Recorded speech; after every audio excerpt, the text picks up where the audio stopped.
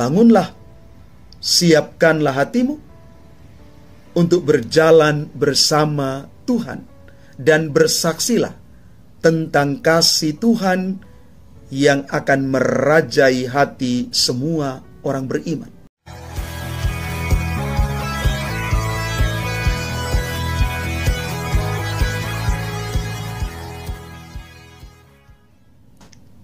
Salam Bapak Ibu, Saudara dan Saudari, sahabat-sahabat Garam Dunia yang terkasih. Dari bacaan Injil hari ini, muncul satu pertanyaan demikian. Mengapa keturunan Yakub terus dirongrong oleh kuasa kegelapan?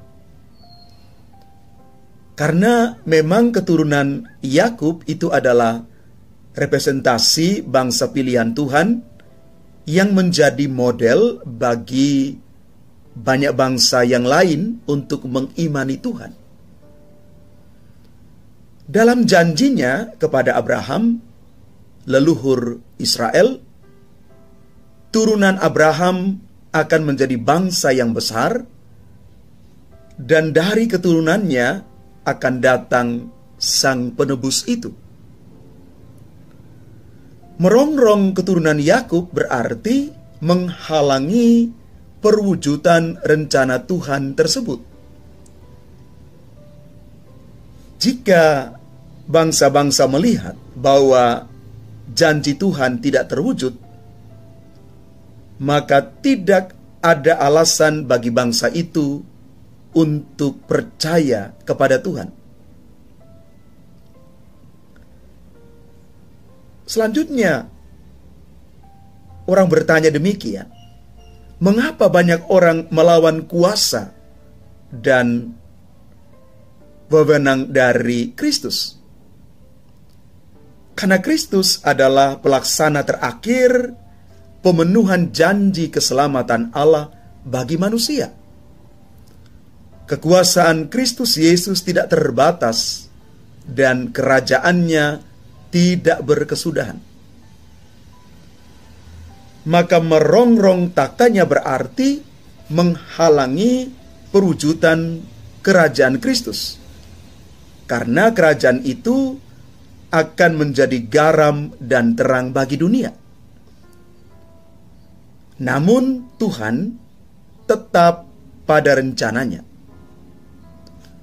Rongrongan itu tidak dapat menghalangi perwujudan rencana Allah itu. Walaupun menderita, kedua saudara sepupu ini, yakni Yesus dan Yohanes Pembaptis, tetap setia pada perutusan mereka masing-masing, di mana tujuannya hanya satu, yakni agar kehendak Tuhan terlaksana sepenuhnya bagi dunia dan manusia. Bapak Ibu Saudara-saudari yang terkasih, jika Allah yang Maha Tinggi menganugerahkan tugas ini kepada kita hari ini, maka tidak ada alasan bagi kita untuk menolaknya. Karena Kristus yang sudah berkorban bagi kita, memberikan kita tugas untuk mewartakan karya keselamatan itu. Tidak perlu ada keraguan, tidak perlu ada kecemasan dalam hati kita, karena Tuhan pasti akan menepati janjinya. Dia akan menyertai kita sampai akhir zaman. Maka bangunlah, siapkanlah hatimu untuk berjalan bersama Tuhan dan bersaksilah tentang kasih Tuhan yang akan merajai hati semua orang beriman. Bapak Ibu Saudara dan Saudari yang terkasih, kita diajak hari ini untuk berefleksi. Pernahkah saya dilawan oleh orang-orang yang karena tekadku mewartakan Kristus? Atau pernahkah aku justru menjadi penghalang bagi terwujudnya karya Tuhan itu.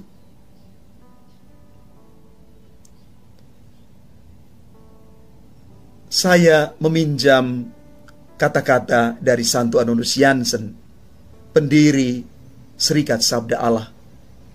Dia mengatakan, di hadapan terang Allah, terang Sabda Allah, dan Roh pemberi karunia, lenyaplah kegelapan dosa dan kebutaan manusia tak beriman. Semoga terang Sabda Allah yang adalah Kristus itu sendiri, yang sungguh memberikan karunia itu kepada kita, melenyapkan kegelapan dosa dan orang bisa melihat dengan mata baru, mata iman akan karya keselamatan itu. Karya keselamatan yang menyata di dalam diri Kristus sendiri. Tuhan memberkati kita sekalian. Amin.